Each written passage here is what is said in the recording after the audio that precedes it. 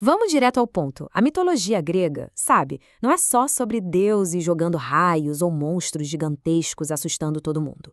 Na verdade, muitas vezes, ela é uma forma super poética de tentar explicar como o nosso mundo funciona.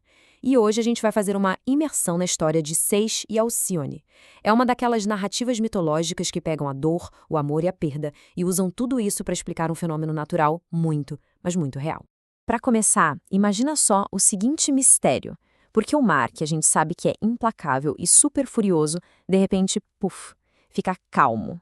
Ele vira praticamente um espelho d'água pacífico por exatamente uma semana todo ano.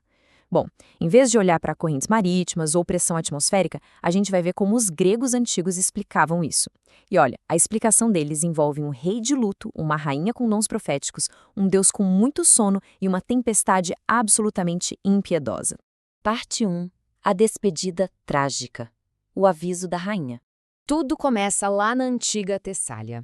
O rei Seixe estava passando por um luto terrível por causa da morte do irmão e decide cruzar o mar para consultar o oráculo de Apolo, lá na Jônia.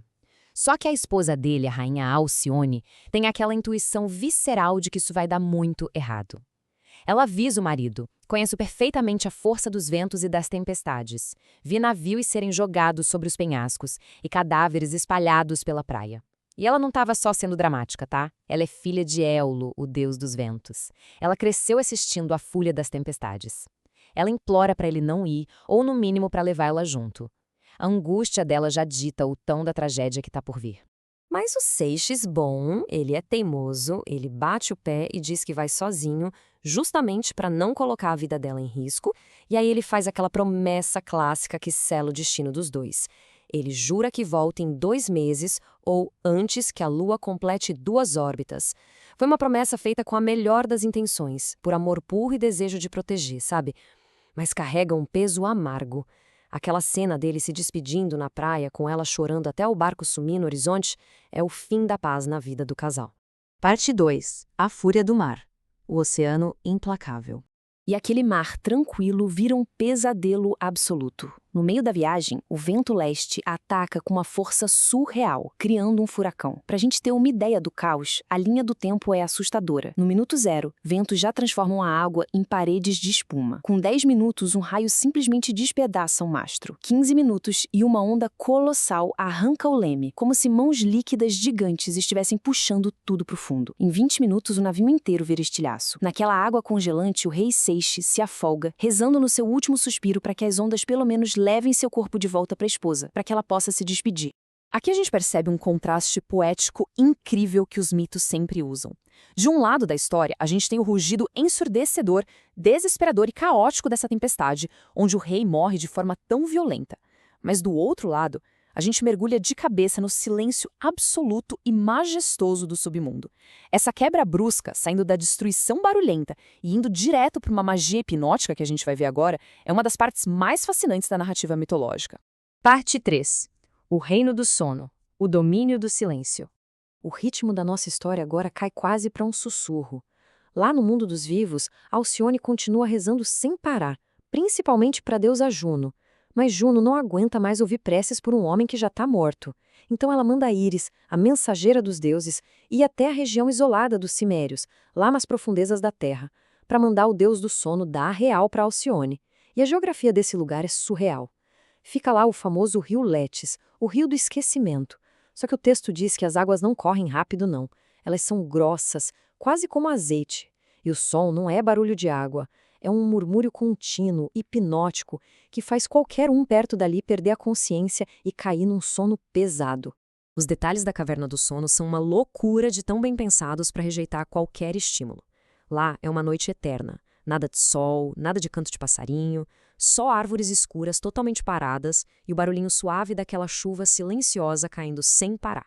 A deusa Íris teve até que cobrir o rosto quando foi entrar, acredita? Ela fez isso para não desmaiar com o cheiro absurdamente inebriante dos imensos campos de papoulas que cercam a cama de ébano e plumas negras do deus. Parte 4. O sonho revelador. A mensagem divina. Quando a Íris chega, o manto colorido dela de arco-íris ilumina aquele breu total e espalha os sonhos em forma de sombra. E aí a gente vê como a burocracia divina funciona. Deus superior não suja as mãos, né? Passo 1, Juno dá ordem. Passo 2, Íris faz a viagem até a caverna. Passo 3, o ancião Deus do sono acorda só o suficiente para mandar o filho dele trabalhar. E passo 4, Morfeu, que é o Deus que consegue mudar de forma perfeitamente, assume a missão de entregar a trágica notícia para o sonho de Alcione. É o Morfeu que encorta a noite e chega no quarto da rainha adormecida. Ele toma a exata forma do rei Seixo, mas sem nenhuma glória. Ele aparece pálido, com o cabelo e a barba pingando água salgada, se debruça sobre a cama e fala aquilo que destrói qualquer esperança.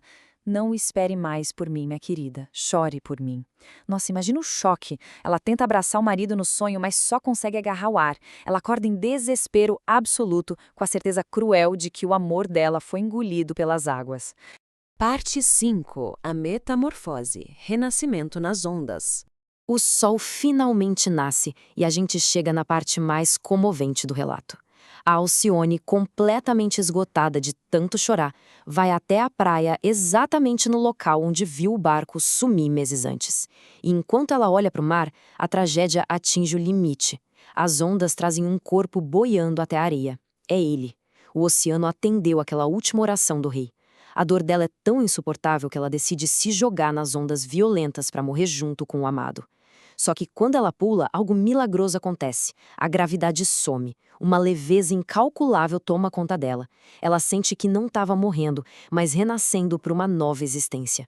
Os deuses ficaram tão comovidos com a profundidade daquele amor e lealdade que resolvem intervir. Os braços da rainha viram asas brancas graciosas. A pele se enche de penas macias. Ela vira uma ave celestial magnífica. E quando ela pousa no corpo do marido para dar um último e doloroso beijo de despedida, a magia se estende a ele. Seixo recupera a vida, também transformado em um pássaro majestoso. E os dois, juntos, alçam voo, deixando as correntes da morte lá embaixo. Parte 6. Os dias de Alcione. A paz concedida. E é aqui que a gente resolve o enigma que abriu a nossa explicação. Esta narrativa não é só um conto mágico sobre amor, mas o jeito perfeito de entender a natureza. Os deuses deram uma nova forma para o casal, mas precisavam garantir a paz deles. É o que a gente chama de dias de Alcione, ou dias alciônicos. É aquele período mágico de uma semana no ano em que Éolo, o deus dos ventos, simplesmente tranca todas as tempestades. O oceano bravio vira um lago sereno para que Alcione, agora pássaro, consiga fazer o ninho dela e chocar os ovos flutuando em total segurança. Assim que os filhotes nascem, os ventos voltam. Mistério desvendado. Para a gente encerrar, fica uma reflexão super provocativa. Como essas histórias antigas continuam dando um significado tão belo aos ritmos da natureza? Os eventos do clima sempre aconteceram, mas é a nossa incrível capacidade de contar histórias que coloca a alma na imensidão fria do mundo. Da próxima vez que acontecer uma calmaria incomum no meio da fúria da natureza, não pense só em pressão atmosférica. Através da lente do mito, lembre que a gente está testemunhando o poder de um amor capaz de fazer até mesmo o vasto oceano prender a sua respiração. É o tipo da coisa que deixa a gente querendo explorar ainda mais essas histórias, não é verdade?